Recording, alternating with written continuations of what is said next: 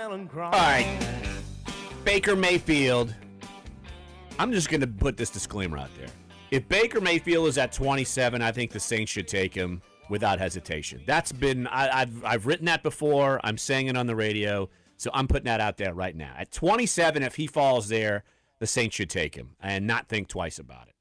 But moving all the way up to number 8 and trading your first-round pick this year and your third-round pick and your first-round pick next year, that is a theory that one Chad Reuter from NFL.com has just thrown out there on his mock draft. Look, we've seen a lot of mock drafts bantered about Lamar Jackson to the Saints at 27, even Mayfield falling to 27 and the Saints taking him. But no way am I ever going to buy that the Saints are going to move all those assets to move all the way up to go get Baker Mayfield and basically throw some of the stuff away for next year. I'm just not buying it. I can't get on board with that. I know some teams might want to move up and do that. You got to at least throw the speculation out there that say, since New England's gotten all these assets, maybe they might want to do that and move up and take a quarterback after the Brandon Cooks trade. And, oh, by the way, I never even was able to talk with you guys about angry Cooksy going to the Rams, man. I can't believe another team shipped him off. I'm stunned. Now, let's get clear on that. They tried to sign him, so they did not ship him off. They tried to sign him. No. They wanted him back. The little angry man wanted more money. They wanted him back. Well, I mean, wouldn't you want more money? Why wouldn't you want more money? Everybody wants more money. Well, yeah. He can get more money. He should get it. Yeah, but he had to be jettisoned off. That's because that's what the Patriots do. But they wanted him back. There's a difference. If they didn't like him, if he was this malcontent as you make him out to be. Oh, I don't say he's a malcontent. He's just a little angry man. Why did they? He's just a little angry. One little incident. One incident. When no, it's more than that. Okay, when? I don't know. I've never seen. Nothing publicly like I've had to go out and write about. He's just a little angry little man. He's just angry. I'll tell you Look at all the tweets that Michael Thomas puts out that you might construe as, oh, you see what you deserve, da-da-da-da. Could it be, you could easily say, oh, maybe he's talking about Brandon Cooks. It wouldn't surprise me. I didn't see that. Well, he just throws out little tweets that he could be construed one way or the other. I'm reading between the lines. Yes. I would say this: Baker Mayfield Kansas City traded their first last year, their third last year, and then this year's first to move up to number 10 from 27. That's a lot. And they got Patrick Mahomes, and everything I've read about Mahomes is he is lights out. I don't know if you read that story. There was a story the other day, I think, that generated out of the owners' meetings where people had a chance to talk to Andy Reid. Some of the Kansas City reporters. I did not catch up on that. Andy Reid said that one start. Remember, Mahomes got like some random start down the stretch against the Broncos. They said he was quoted, I guess, at the breakfast as saying, "I felt like we could score every time we had the ball with Mahomes."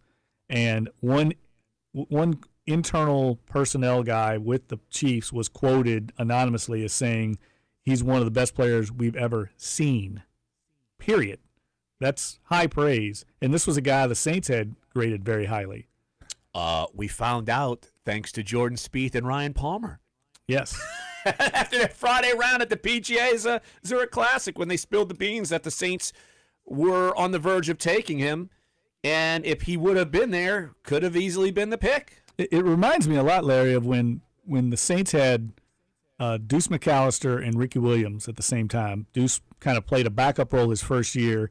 He got in the game in Atlanta and made like a 60-yard run for a touchdown, just randomly in the middle of a regular drive, burst it, outran the secondary, and Jim Haslett told me later on they decided after that game they were going to trade Ricky Williams because this guy was better, and they traded Ricky Williams in that offseason. I think that's the same thing that happened here with Alex Smith.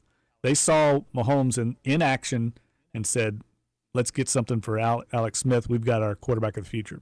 I don't even know if they needed to see anything in action with Mahomes. They probably would have done it anyway. But look, I just can't see the Saints mortgaging off all that. And the trade that's been proposed in that mock draft on NFL.com, might as well give it its plug. They're getting their due, so they're getting all the clicks. That's the similar type trade and the design trade that Chad Reuter was going with, the one that went with Mahomes.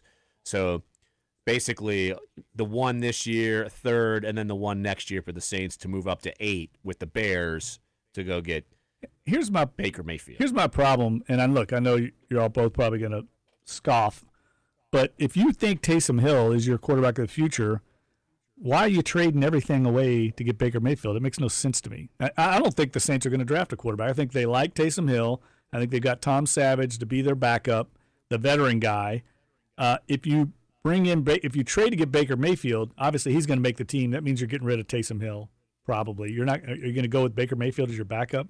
I don't know. I mean, to me, they made these moves because I think they feel good about their quarterback position. First of all, they got Drew Brees for at least 2 more years. Right. So I don't see it. I think this is just a clickbait draft. I'm not scoffing at you at all because I completely agree. I don't think they're going to draft a quarterback. I don't. Because they probably feel like Tom Savage is still young enough if they want to see what they have with him. And we know they like Taysom Hill, and Drew Brees is going to be around for 2 years. And let's not act like, oh, my gosh, say 2 years from now, there's not going to be quarterbacks that are worthy of playing in the NFL. Exactly. You give Taysom Hill a heavy dose of the off-season work. You get him heavy use in the preseason. You see what you got. And then if you don't think he can cut it, then next year you bring in the quarterback of the future. There's plenty of time. We were just talking about Patrick Mahomes. He had 1 year as an understudy, and now he's going to be the man. They could do that if they find the right guy.